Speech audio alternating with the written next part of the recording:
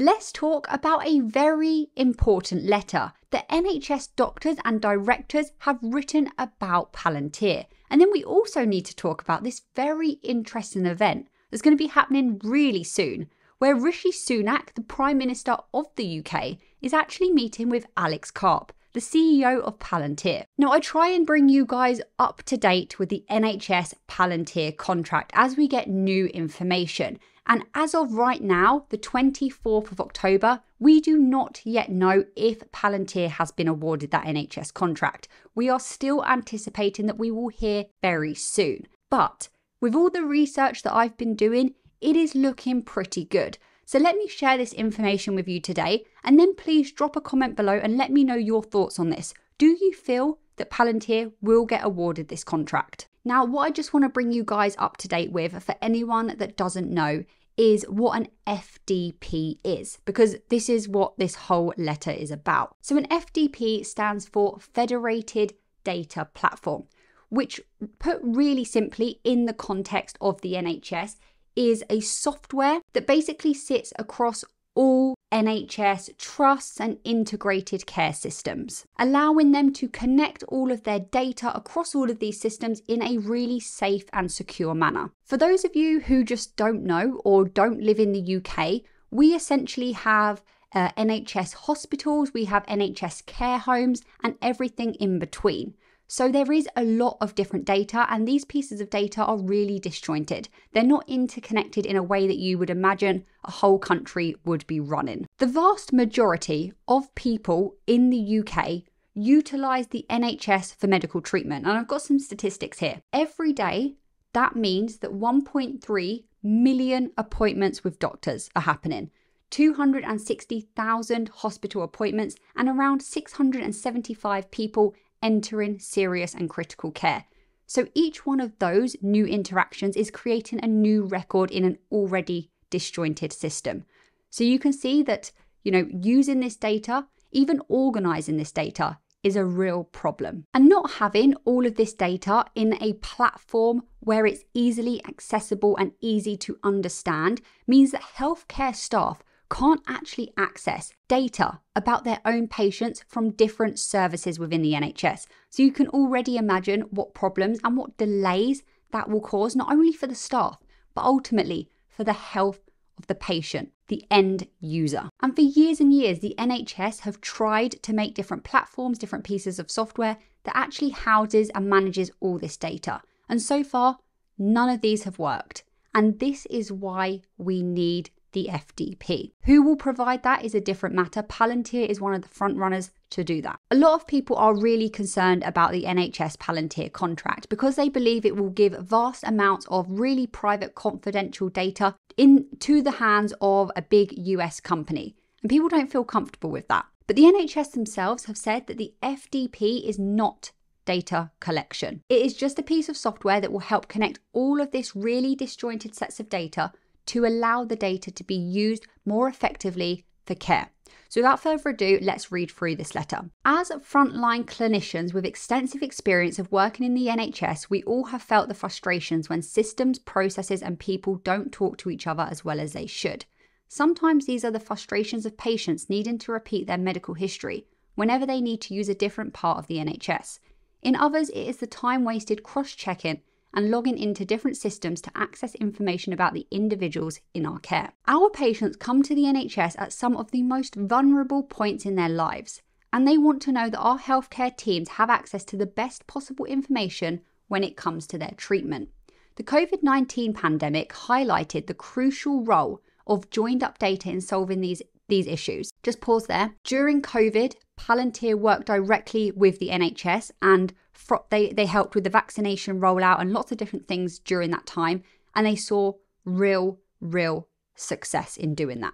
So have that in mind, that the NHS have already seen how Palantir can be useful. And that's not the only case that they've worked with them either. The success of the NHS response was closely tied to the rigorous integration of local data, allowing us to deliver the largest and the most precise vaccine programme in NHS history.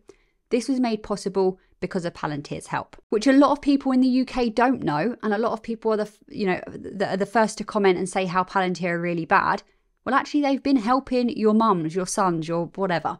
Moving on. The effective and efficient response was only possible because of the investment in connected digital systems. We have been working closely with NHS England to pilot and test a range of use cases for a federated data platform, FDP, a piece of software that makes it easier to safely use existing NHS data that is currently stored in separate systems to tackle some of the big challenges our healthcare service now faces. This new tool will allow us to better manage the data we currently hold in trusts and regions and apply the lessons learned from the vaccination campaign to deliver faster, more informed patient care, help drive elective recovery, and contribute to long-term challenges like population health management. As part of this testing, we have looked at how we can collect information on hospital bed availability so that we can manage better pressures in urgent and emergency care, how we can drill down into the information about our waiting lists so that we can optimize surgical theatre use and outpatient clinics, and how we can better manage the availability of medical supplies. Now, if you know anything about Palantir and you follow Palantir, you will already know that they work very closely, very closely with the healthcare sector.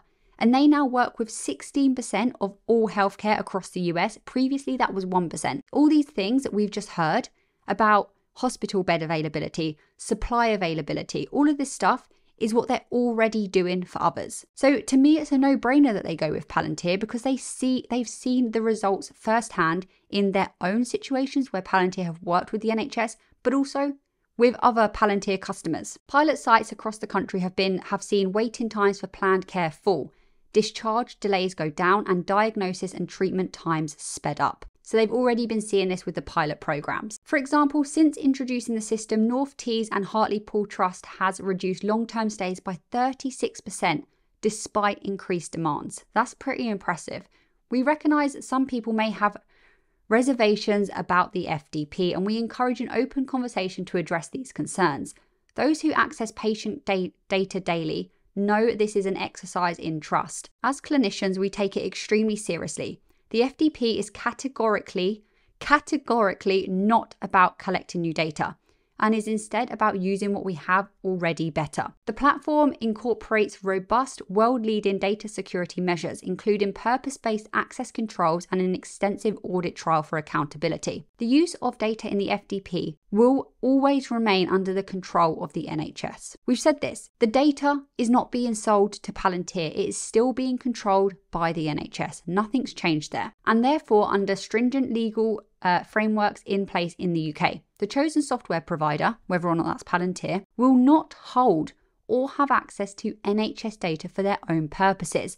And just as now your data will never be provided to third parties for anything other than the things you consent to. Then they go on to speak about that they recognise people want further assurances and how you can go about getting that. And then it goes on to say our endorsement of the FDP is based on our extensive experience and involvement in pilot initiatives where we have witnessed the potential benefits of this technology in optimizing medical practices, improving patient outcomes, and ensuring the security of healthcare data. In our experience, now this is really important, this is 13 doctors and they have used these pilot programs. The FDP has the potential to redefine healthcare delivery by optimizing efficiencies, empowering clinicians and patients, and enhancing data security. Embracing this innovation will allow us to embark on an era of elevated patient care, where data becomes a cornerstone of informed medical decisions. Now remember, NHS England already awarded a £25 million contract to Palantir previously to transition into the FDP. And like I said, Palantir have already been working very successfully with the healthcare sector in the US. With these two pieces of information and everything else I've spoken about on this channel, it is looking positive. It's looking really strong for Palantir. So now we have to speak about how, and thanks to Palantir Chad on X for reminding me about this. Next week, on the 1st and 2nd of November, I believe, we have the AI Summit happening in London. So Rishi Sunak will be holding this AI Summit event where they will basically be talking about the regulations and the safety of AI and further innovation and stuff like that. Anyway, there are lots of different AI companies that will be sending representatives to this event, but we are expecting Alex Karp himself to come to this. And maybe Alex Karp going to this event in person rather than sending someone else from Palantir as a representative is because of this NHS contract. Maybe he wants to meet with Rishi Sunak in person again, which they've already done. Remember a while ago they went to that basketball game or baseball game? I think it was basketball. But yeah, maybe he wants to physically meet with Rishi to talk about this NHS contract that should be announced any day. And maybe he will be in the UK anyway because possibly he's going to be involved with the announcement of the NHS contract. So he needs to be in the UK or he needs to be speaking to certain people about it, signing papers. I don't really know. So he's going to just attend in person. This is all just me speculating at this point. I don't know this for sure. You know, the NHS contract will be announced by the NHS. It's not going to be Palantir's announcement to make, but he still might be there. He still might be needing to be in the country to do certain things aligning for that. Or maybe he's just going to this AI summit in person because he's important. You know, Palantir are one of the biggest AI companies right now. They're really pushing AI forward. And therefore, he just needs to be there in person because he needs to speak about whatever he needs to speak about. The thing is, even after all of this information, people still have concerns about Palantir working with the NHS. Data security concerns. If that's you and you're concerned, then watch this video I made here.